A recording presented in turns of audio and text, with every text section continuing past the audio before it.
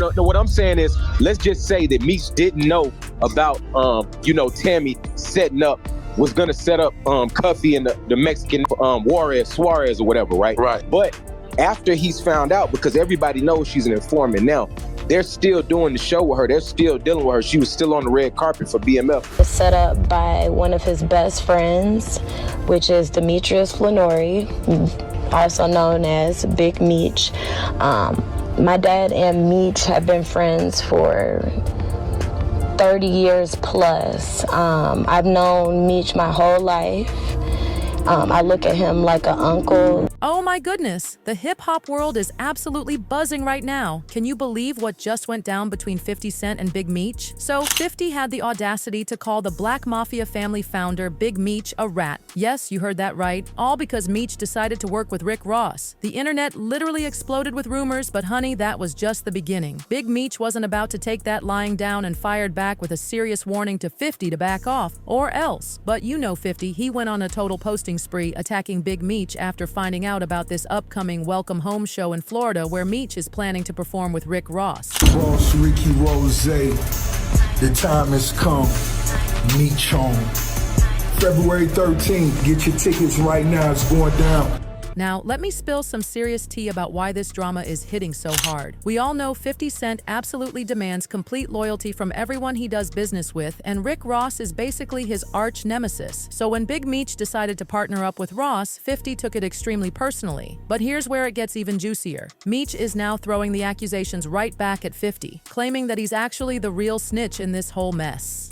Let me break down this scalding hot disaster for you, darling. The only reason 50 is throwing such a fit is that he's absolutely seething that Meech is doing business with his sworn enemy. And if there's one thing we've learned about 50 Cent over the years, it's that when he considers someone an enemy, that's it. They're done. This man has truly earned his reputation as a professional shade thrower, and now Big Meech is the latest target in 50's web of drama. It all started when 50 dropped this bomb of a post about BMF and Tammy cows, and trust me, it was designed to shake things up. He captioned it with this cryptic message saying, "This is going to blow your mind. The facts will be coming soon." And honey, he wasn't kidding. Even though season 4 hasn't even started yet, this is already more dramatic than fiction. Now let me give you the backstory on this whole BMF situation, because it's absolutely fascinating. This crime drama that premiered back in September 2021 isn't just any old show. It's based on a real-life story that's almost too wild to believe. The main character, Demetrius Flannery, better known as Big Meech, isn't just some made-up character. His own son, Demetrius Flannery Jr., plays him on the show, and his brother, Terry Southwest T. Flannery, is portrayed by this gorgeous Haitian-American actor, Da Vinci Rose. These brothers, darling, they started from nothing in the rough streets of Southwest Detroit back in the late 1980s and built this empire, the Black Mafia family. On paper, it was supposed to be this hip-hop record label and promotion company called BMF Entertainment, but between you and me, it was actually covering up some serious money laundering operations. Enter 50 Cent into this whole situation. Back in July 2019, he announced he was creating this television show about the Black Mafia family, taking on the role of executive producer. One of the production companies involved was Starz's Lionsgate Films and Television Inc. But here's where it gets really interesting. There's this woman named Tammy Cowan who's absolutely crucial to this whole story. Back in 2014, she did this interview with Straight from the Source where she called herself Big Meech's bestie and business partner. She wasn't just involved in BMF, she also co-produced this 2012 show called BMF: The Rise and Fall of a Hip-Hop Drug Empire. Now, when 50 posted all this tea about Tammy and Big Meech's relationship, social media absolutely lost it. And just when we thought it couldn't get any more dramatic, 50 really took it there by posting a picture of an actual rat with the caption, "I think I'm Big Meech." He even claimed this was his biggest mistake yet, not spilling all the truth about Tammy Cowan's connection to everything, which apparently is all coming out in some tell-all documentary. But let me tell you why this drama really exploded. It wasn't just some random attack. It all started when Big Meech announced he'd be doing this Welcome Home show in Florida with Rick Ross, and honey, 50 was not having it. He immediately started calling Big Meech a rat, and here's the tea on why. Everyone knows Rick Ross used to be a correctional officer. Yes, gasp. And there's all these whispers that he he still has connections with law enforcement. Some people even think he might be an informant. This beef between 50 and Ross isn't new. They've been going at it for almost 20 years. 50 never misses a chance to remind everyone about Ross's Officer Ricky days. Remember that iconic moment in 2015 when a jail officer dressed up like a boss and 50 just had to call him out as a desperate fake? What about you and Rick Ross? That is desperation at the points that you hear things from him at this point. You know, because if you're looking for someone, it ain't that hard to find me. You know, I'm around. And I'm not used to having an altercation with law enforcement. I'm just not used to saying I'm gonna do something to a correctional officer or to a police officer or anyone who's been under oath that's gonna say with no problem everything that you've said and everything that's happened immediately after. Like, you know this person is sworn in to tell, you know, like, it's not like, oh, you want to be surprised after he tells everything? Because of what? Because of the line that he said in the song? Yeah. Do you think he's that crazy? Huh? You think he's that crazy? I don't think he's crazy. I don't even care. No, but the situation is that crazy like that. No, it's a correctional officer. It's a correctional officer that is rapping like a dealer. It shows you that's the point in our culture that you can identify with you actually being who you say you are, doesn't matter.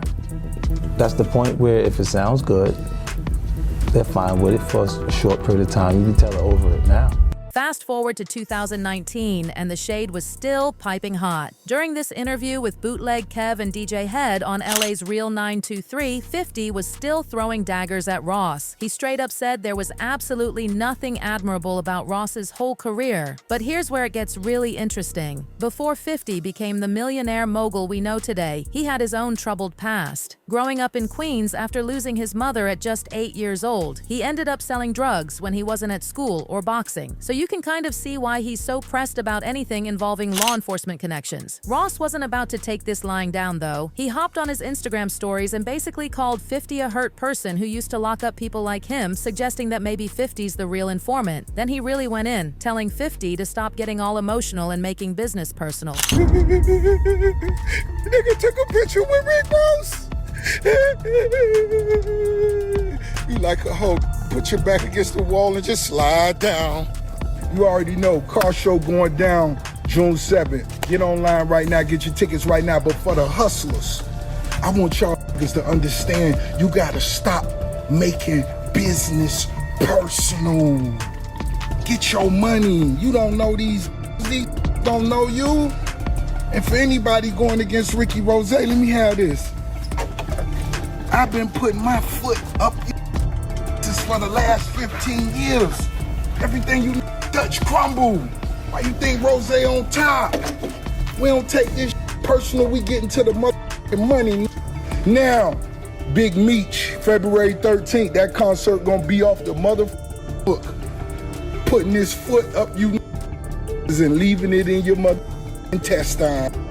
You know what's going down. Car show bigger than ever. Ricky Rose, the biggest. But wait, because this tea gets even hotter. Long before any of this drama started, there were already whispers going around that Big Meech had turned federal informant to get his sentence reduced. The Black Mafia family had been untouchable for years, even though law enforcement had been watching them since the early 90s. So when 50 called Big Meech a rat, it wasn't just about the Rick Ross connection. The feds didn't start making real progress against BMF until 2003, when the DEA and FBI joined forces for Operation Motor City Mafia. They started by nabbing lower-ranking members like Rayful Smurf Allison, Jabari Hayes, Darcarlo Hoskins, and the McCree-Leary brothers. These guys either got hit with serious charges or had to wear wires as informants. This strategy was genius because it slowly destroyed the organization from the inside, giving the feds all the dirt on how everything worked. By 2005, when Operation Motor City was in full swing and BMF was at its peak, arrests were happening left and right. The feds were seizing millions in cash, weapons, and other assets from BMF safe houses. Big Meech and his brother Terry were among the big fish who got caught in the net. Demetrius Flannery and his brother, Terry, ran one of the country's largest operations during the late 80s, 90s, and early 2000s. The pair had hundreds of employees, generated hundreds of millions of dollars, and even had a successful record label and magazine. But in 2006, the brothers were indicted in a federal RICO case originating out of Georgia. BMF was the first group that was accused of being both a criminal organization and a record label. Attorney Josh Schiffers says Demetrius, also known as Big Meech, is highly regarded because he never took a deal or snitched on his co-conspirators. And he went down.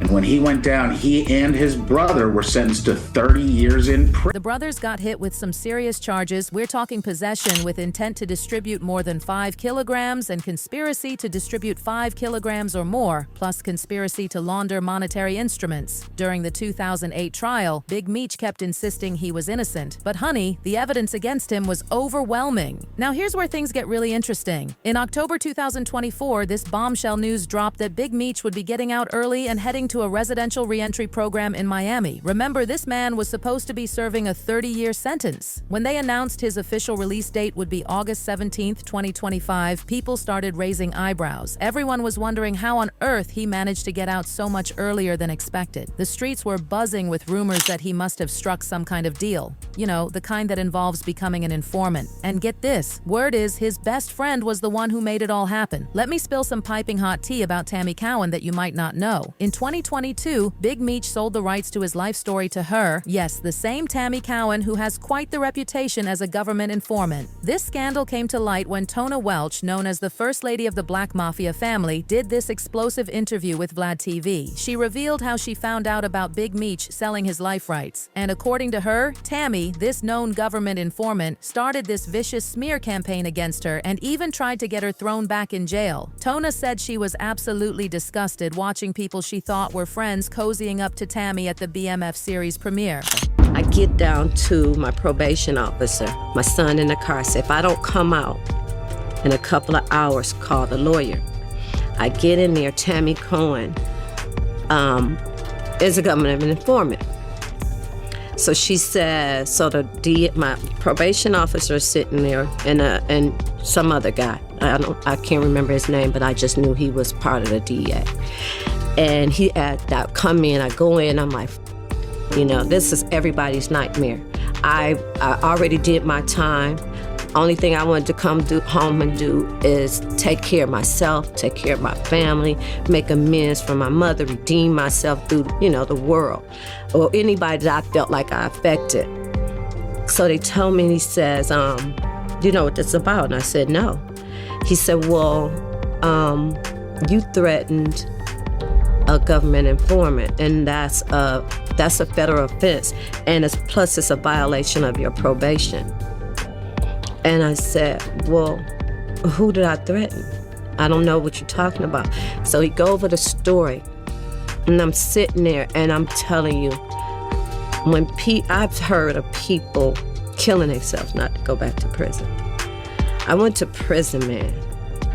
I went to prison. When I say I came home, and all these people were going at my head, all these people I helped, all these people, I'm a mother.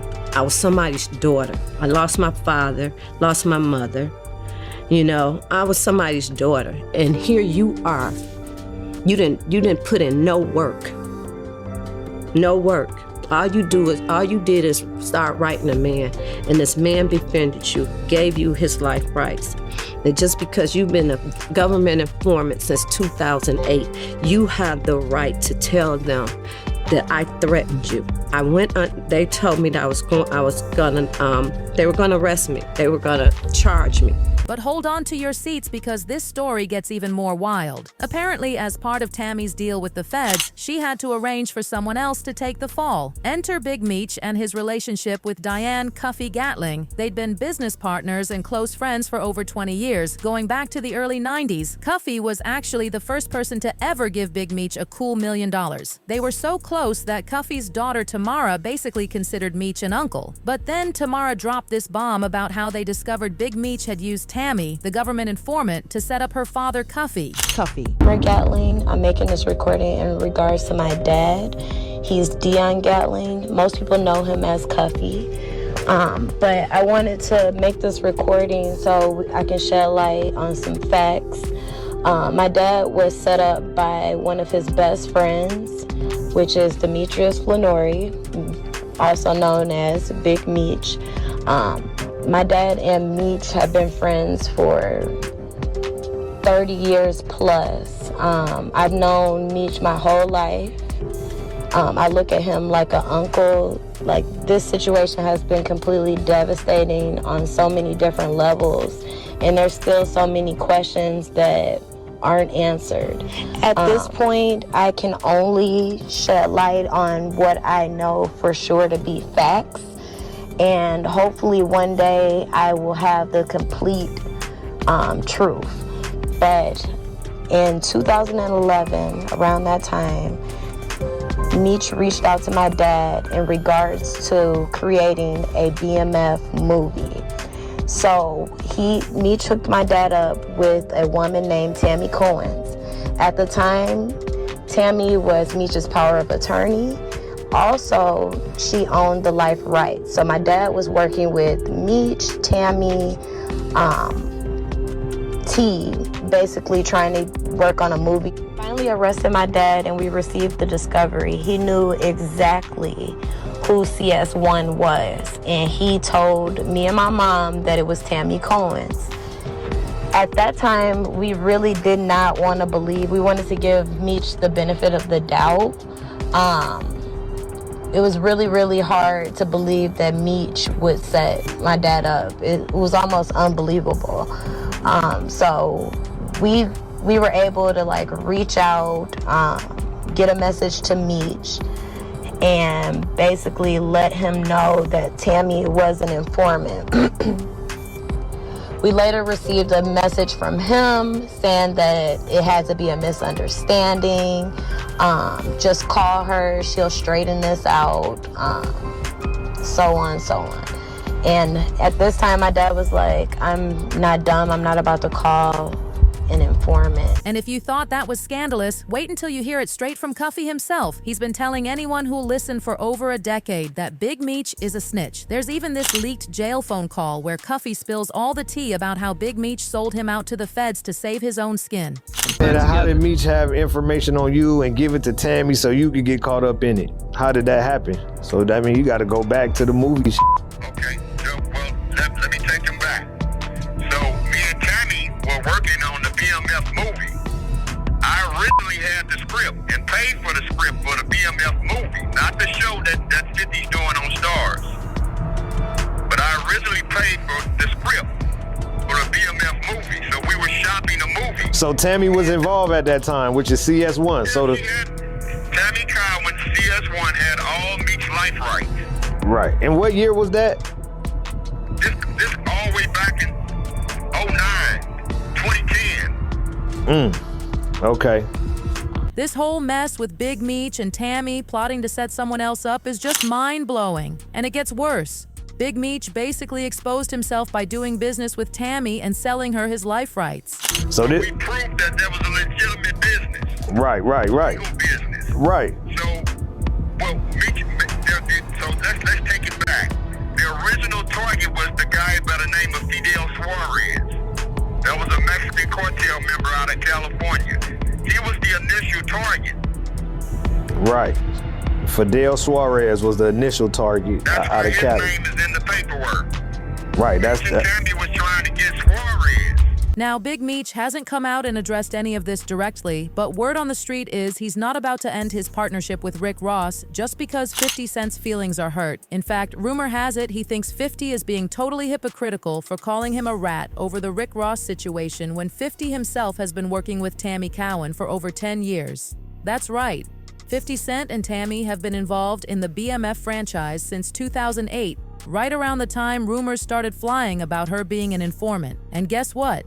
50 knew all about it. The irony is just too much. Somehow Big Meech working with Ross makes him a rat, but 50 working with a known government snitch is totally fine? People are starting to see through the drama, leaving comments like, "So 50 partnered with an informant and that's not the headline?" And "This is ridiculous. 50 didn't care about Tammy being an informant until she got involved with Ross." The truth is, nobody was really trying to hide any of this. It's giving very similar vibes to Jay-Z working with Desiree Perez. The streets are talking, and everyone's wondering, did Big Meech really cross a line by partnering with Rick Ross, or is 50 Cent just being a hypocrite? One thing's for sure, this drama is far from over. Don't you just love how messy hip-hop beef can get? The layers of betrayal, the exposed secrets, the hidden agendas. It's better than any reality TV show, and something tells me we haven't heard the last of this saga. The last